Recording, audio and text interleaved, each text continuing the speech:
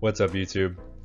Today we're going to be looking at the Ultra League, and in particular we are going to be looking at XL Forretress. Now, XL Forretress did get a Rock Tomb buff.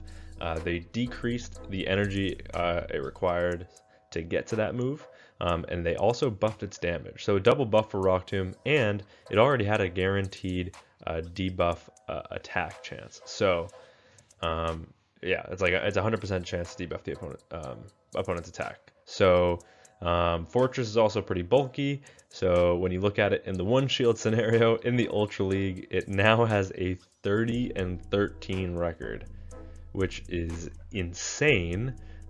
This is like what we saw with like Spiritomb and Cradily in the Great League. So kind of a nuts win right there. And then as you can see, it's now ranked 19 in the Open Ultra League. In the past, it was a spice pick. I built it in the past as a spice pick, but now it's actually kind of meta. You're still not going to see a lot of them just because it's expensive to build, and it's not like top meta, but it is a cool core breaker. The top 1 and 2 that you see cut off right now are Corviknight at rank 1 and then Grumpig at rank 2, the non-shadow. But yeah, it is only really weak to a few things. It's obviously double weak to fire with that bug and steel typing. It is weak to ground because Volt Switch and Rock Tomb are resisted, so it doesn't really like grounds. And then you've also got Weezing because you can't hit for even neutral damage anywhere with your moveset. So we have Feraligatr as our safe swap. Because it'll deal with the grounds as well as the fire, and then we've got Dragonite in the back, which will deal with all 3 of those weaknesses. So yeah, if you want to improve this team, you could probably run Jellicent instead of Feraligatr, but I didn't want to have 2 bugs on the same team, especially because I think I'm going to take a separate look at Jellicent. But right away in the first match, we've got a Fortress into a Feraligatr, and they safe switch into a Cresselia, which I think is actually an even worse matchup, if I'm completely honest, because they are completely walled. Grass Knot's double resisted, Psycho Cut is single resisted, Moonblast and Future Sight are both single resisted as well. And at this point, after I debuff their attack, I'm just going to go straight for the Earthquake. This will do slightly better chip, not great. That was, I mean, don't get me wrong, all these moves are non-stab, so they don't hit very hard. But yeah, that Moonblast is pretty laughable. But either way, we are going to get to another Earthquake before they can make it to a second Moonblast. And they actually bank that Grass Knot for later. They come in with a Golett, and we are going to outpace, so that is nice. Able to get to the Hydro Cannon. They shield that up. And at this point, I can't really let this go because I have Dragonite that can just sweep and save 2 shields for it, and we even get 3 more Shadow Claws in there, which is super nice. So now we can just come in with Dragonite, take down the Golett, just shield up 1 move probably. Yeah, just don't want to take that extra damage of the Shadow Punch unnecessarily. And then farming up with the Dragonite, throwing the Dragon Claw before they can make it to a move. And then at this point, I go in for a Ice Beam catch on my Fortress. I think I was unsuccessful, but that's fine because we're making them waste their energy either way. And we also get an extra Volt Switch through and the Rock Tomb, so this will either grab the shield or get it low. Never mind, they don't have a shield. I'm lying to you. Either way, I just gotta respect this because it is an Ice Beam, and they can't make 2 moves. And they do snipe with a Crest, but I'm pretty sure this is just a Grass Knot, so yeah, that is double resisted opponent. Sorry about that one. Golett gets farmed down, and the Feraligatr doesn't want to come back in and get farmed down either, so they resign the match. Okay, Weezing. This is a pretty good lead, assuming they're not running Overheat, that is. I did get 1 shot by an Overheat while playing Fortress because I tried to call the bluff and it didn't work. But this opponent, I think, is on Sludge plus Play Rough because they just go straight Sludge. If you are in this matchup, just go Play Rough because that's only single resisted, whereas Sludge is double resisted. Earthquake hits for big, super effective damage, and they come in with Cradily. I don't have a great response to Cradily, as you'll notice on this team, so besides my lead, which is probably my best matchup there, but I kind of want to save that for the Weezing. So I'm just gonna play it safe, come in with my Dragonite and shield all the Rock Tombs, because otherwise Cradily doesn't really have that much play. So I'll shield up another one, I don't really care. This will one-shot, especially after I debuff my defense. And then I think I threw on CMP here, so that if they want to get off this energy, they will have to shield, and they don't. They let that go, even though it is like triple debuff that still KOs. I catch a move onto my Forretress, preserving my Dragonite for later, and it's a Jellicent in the back. So good fast move timing here is 2 Volt Switches to their 3 hexes, because that's 9 turns versus 8.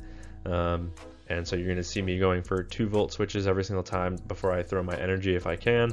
And that allows me to get to 2 Rock Tombs before they even are able to throw a move. And my opponent is core broken by the Forretress, because yeah, they don't have a good matchup here with Jellicent. They also don't have a good matchup with the Weezing. This will be enough to KO probably. Wow, Surf still doesn't KO from that range.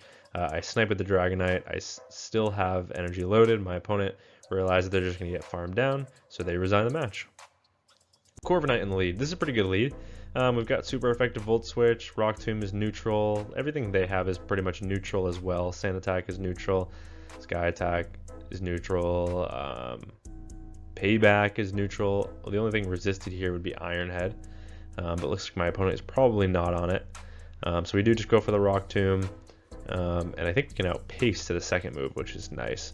That 4-3-3 pacing is new on Forretress, which is really nice. I think it was straight 4 previously, so that is better. It's still not fantastic, but it does make sense why this Pokemon is definitely more dominant in the one shield. But in this 0 shield scenario, we are able to take that lead.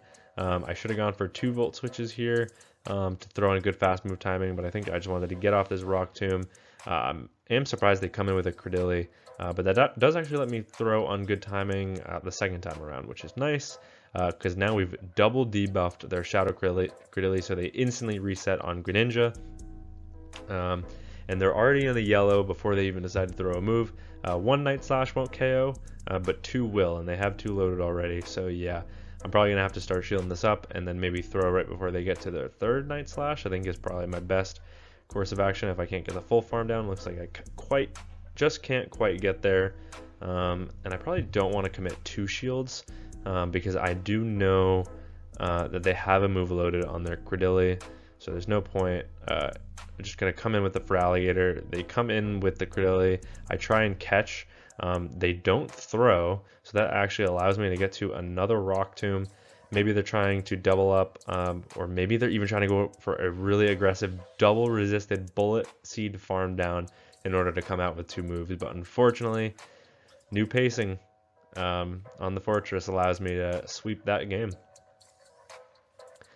Okay, into the next match. Gastron, this is a bad lead. Let's get out into our Feraligatr. They come in with Tentacruel. That's unfortunate. We're not going to be able to flip switch, but that is okay. We can just go for the Hydros here. This will do maybe about like 30-40% here, but it's not enough to KO. They do just go Acid Spray, so maybe just looking for the full farm down. But I can actually get to back-to-back Hydros here, which means that is going to force them to throw their energy. And it looks like that was CMP, and they shielded, which is pretty surprising. So I'm just more than fine with letting this go. It's just another Acid Spray, which means I also get another Hydro off. So now we've got this Tentacruel deep into the red, and they really don't have any threat here because Poison Jab is double resisted, and I can take a Scald no problem. And I don't even think they farmed up to it actually. So yeah, just another Acid Spray. That's double resisted, and I'm just going to instantly reset it. And they do come in with a Zygarde in the back. So my Forretress really doesn't have anywhere to go on this team besides that Tentacruel, which obviously we couldn't align with. But the question is, can we get to 2 Dragon Claws? We actually live with 1 HP, and I think we get damage registration error in order to get this Dragon Claw off, which is massive because now we just have a 2 shield advantage, and this Earthquake will do some sizable chip. And now we just have to make it to basically a second Earthquake, and obviously just going to shield everything. My opponent knows I kind of have to shield everything, so they're just going to Body Slam bait probably, and they do. But even so, they're not going to get to 2 Body Slams plus an Earth Power before I'm able to get to the second Earthquake. And it doesn't quite KO, but one more Volt Switch. Ooh, doesn't quite KO. They're actually just one more Volt Switch away, but they're not at back-to-back moves here. So they full send the Earth Power, hoping that was their only win con. And they get taken down by that final Volt Switch. Okay, decent lead. This is actually, yeah, this is a good lead for us. Drifblim is going to get out into a Swampert, so I switch into my Dragonite. They could be on Sludge here, which would be neutral, and does do some solid damage now, but it won't one-shot, and they actually go straight Hydro, which makes me think that maybe they are on Hydro and Earthquake, which is kind of surprising considering they safe switched it, which would make sense. Pull out of Grass, punish with Sludge, but who knows? They just go straight Hydro. I can survive 2 of those. And then they're going to come back with a Drifblim. I am able to make it to a Dragon Claw as well, so this will do some decent chip as well. And as long as they're not on Mystical Fire, we have a pretty decent matchup, but in order to be safe, I come in my Feraligatr, I get an energy lead, they switch into the Gastrodon blindly, and that gives us our first 5-0 in the Ultra League. Into the next match, we've got Feraligatr on the lead. Even though Volt Switches are super effective, this is neutral unless my opponent throws on alignment, which definitely helps. And they just throw a Hydro. I just throw the Rock Tomb right back because I want to instantly debuff their attack, and we grab the shield, which is really nice because at this point I can very comfortably eat a Hydro. Let's see how much damage this does to the bulky Forretress. Not bad, it can survive 2 of those. And then they come in with a Corviknight, so I'm just going to instantly debuff this thing before I come in with my Feraligatr, and that'll also put it nearly in Hydro range most likely. They do throw on really good timing, exactly 1 turn before I get to the Hydro.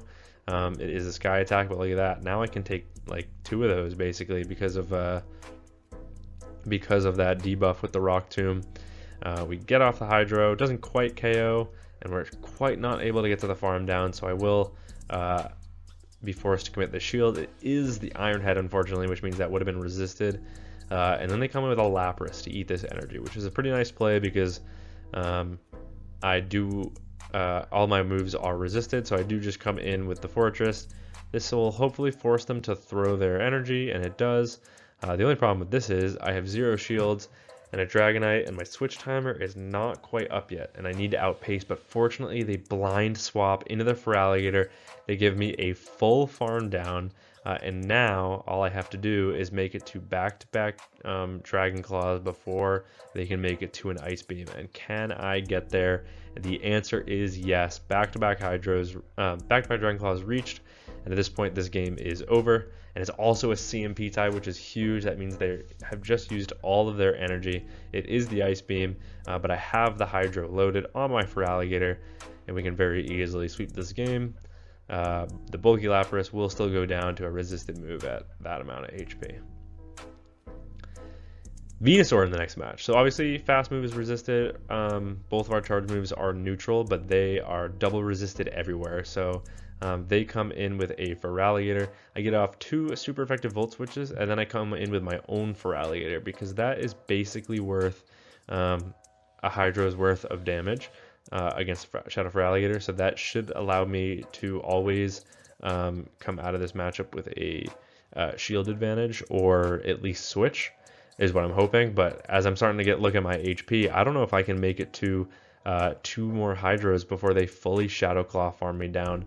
So my opponent might be able to commit 2 shields and flip switch, but I actually live those 0, 14, 15 IVs coming in clutch on my Feraligatr. Able to get the Hydro off. And yeah, my opponent just knows that's all she wrote, and they resign the match. Okay, Golett, this is a terrible lead. Volt Switch is double resisted. We come in with our Feraligatr, and they come in with a Miltank. So Miltank is tough because they double resist the Shadow Claws, and they potentially have super effective coverage with the Thunderbolt. They do get throw right as they get to 5, and they throw an alignment, so I think maybe I will shield this up and at least make a play for switch if I can, even though it looks like 2 Hydros don't KO. But because they full sent the Thunderbolt and they were a little bit slow on the swap, that means I can actually get to 2 more Hydros before they make it to their second Thunderbolt, even though it is 5-4 pacing. And they do commit the shield. At this point, I'm thinking, you know what, I can always catch out of this matchup if I commit 2 shields. So I'm at least going to try, once again, going for the Hydro. And if they do shield this, I'll throw one Shadow Claw and then get the catch. But they actually let it go and they give me switch, and they throw their energy because they don't want to take a Hydro. So this is huge because now they're energy dry. I have alignment. I'm down a shield, but that's okay. They do have a Blastoise in the back. I try and go for a resisted Hydro catch, expecting my opponent to just throw that because the rollouts are super effective. But they held on to their energy and then they threw the Hydro anyways. And at this point, I have to basically just live one charge move here, and I do. And rollouts are resisted, so I do farm up quite a little bit. That way I can potentially make it to a Rock Tomb against the Golett if I survive a move, or if they commit the shield and aren't expecting me to make it to a second move, all their energy is wasted. And now I have a free Dragon Claw on the Golett, and this will be enough to KO the Glassy Golett from that range. We're able to take that win. Okay, into the last match of the video. Good lead, Jellicent. This is super effective Volt Switches coming their way. And you'll notice I play this match almost like I play with like a Dugong or something, where I shield the first move. Fortunately for me, they do go for the harder hitting Shadow Ball, and then I just, to throw in good timing, I go for 2 and the move, and my opponent makes a really nice catch onto their Steelix. And I don't have a great response here because Thunderfang is super effective on my Feraligatr, and Dragonite, my Dragon Breath and Dragon Claws are resisted. But I do just come in with my Feraligatr because I know I can always outpace, and because I debuff their attack, these Thunderfangs are actually not doing as much damage. And I can just go for the Hydro right away. And that will be enough to KO. They know they're not going to be able to flip switch there. And these Shadow Claws are also chunking the Jellicent, so that's pretty nice. They are forced to throw their energy. They're going to have to go for a Shadow Ball here in order to KO. They do, but that does give me alignment right back. I can go for 2 in the move before they can get to a third charge move here, which is nice because now their energy is debuffed and they're forced to give me a shield back. So now we're in a really good situation. It's just about what that Pokemon is in the back. And they do go for a Rock Tomb catch. They are unsuccessful. I hold on to my energy. I make it to the Earthquake. That does huge damage, and I'm kind of forced to stay in this match because my Dragonite does not want to see this Weezing. I'm hoping I can live a Brutal Swing from this range, and I can, just barely. Pretty nice bulk there on Forretress, but this is the non-Shadow, and we also get the Rock Tomb debuff. I will respect this in case it is a play rough, but I don't think it is. And can we get the full Dragon Breath down? No, we can't. It is double resisted. They get to another charge move. It's just a sludge that still does about 50% of our HP. But now we can just go for the Dragon Claw against the Jellicent. This will be enough to KO. And then can we get the farm down of the Weezing? Yes, we can. So yeah, that is XL Forretress with buffed Rock Tomb in the Open Ultra League. I'm going to be looking at a bunch of buffed Pokemon this week in the Open Ultra League just because I think the new Scroll Cup is kind of boring, and it's just going to turn into a Charm Fest, and it's pretty RPS. And Brionne was a cool pick, and I'm glad we figured that out early on, but I'm just kind of getting 3-2s, 3-2s, 3-2s, and it's not that satisfying. Whereas in the Ultra League, I can at least, it's open, you know, you can use pretty much anything and surprise your opponent. So that's why I might be running a little bit more Ultra League this week. Let me know what you guys think and what you guys want to see. But yeah, that's the team, that's the video, and until next time, peace.